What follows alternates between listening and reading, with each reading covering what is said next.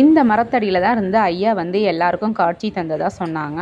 அதுக்கப்புறம் அந்த உரல் இருக்குங்க, அதுக்கு என்ன கணக்கு, அது அந்த உரலுக்கும் ஐயாவுக்கும் என்ன இருக்குது. ஆனால் எனக்கு இன்னும் அதோட பற்றி டீட்டெயில்ஸ் தெரியலை.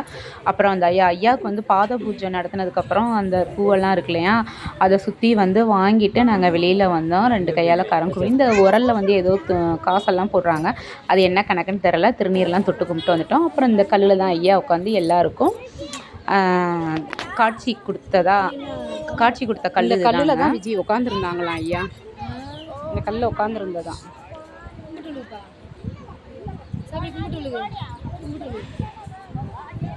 முட்டிக்கிறாதா. உண்மையாக சொல்ல போனோம்னா இன்றைக்கி என் ஃப்ரெண்டு வந்து ராஜேஷ்ன்னு சொல்லி இன்றைக்கி பேசினாங்க. கிட்டத்தட்ட நாங்கள்லாம் காலேஜ் ஸ்டூடெண்ட்ஸு 14 வருஷம் கழித்து மீட் பண்ணுறோம். அப்போ நான் கணக்கம்பட்டியில் தான் மீட் பண்ணேன் என் ஃப்ரெண்டு சிவபாலனா அப்படின்னு சொன்னப்போ, அப்போ தான் அவன் ஒன்று சொன்னான்.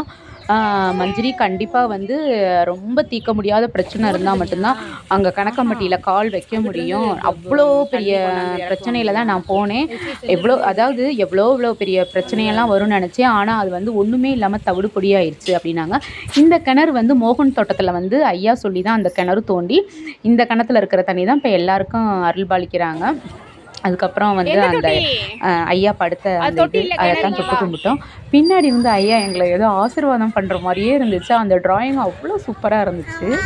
அதுக்கப்புறம் இந்த பயபிள்ளையை நாங்கள் சமாளித்து கூட்டிகிட்டு வர்றதுக்குள்ளே போதும்னு ஆயிடுச்சு. பொம்மை வேணும் அது வேணும்னு போட்டு படுத்தி எடுத்துட்டேன். அதுக்கப்புறம் ஒரு ஃப்ரூட்டியை வாங்கி கொடுத்து பயபிள்ளையை சமாளித்து அதுக்கப்புறம் நாங்கள் வீட்டுக்கு சூப்பராக வந்தாச்சுங்க. வீடு வந்து சேரையில் மணி ஆரப்பாளையம் வரையில் வந்து 8:30 சம்திங்.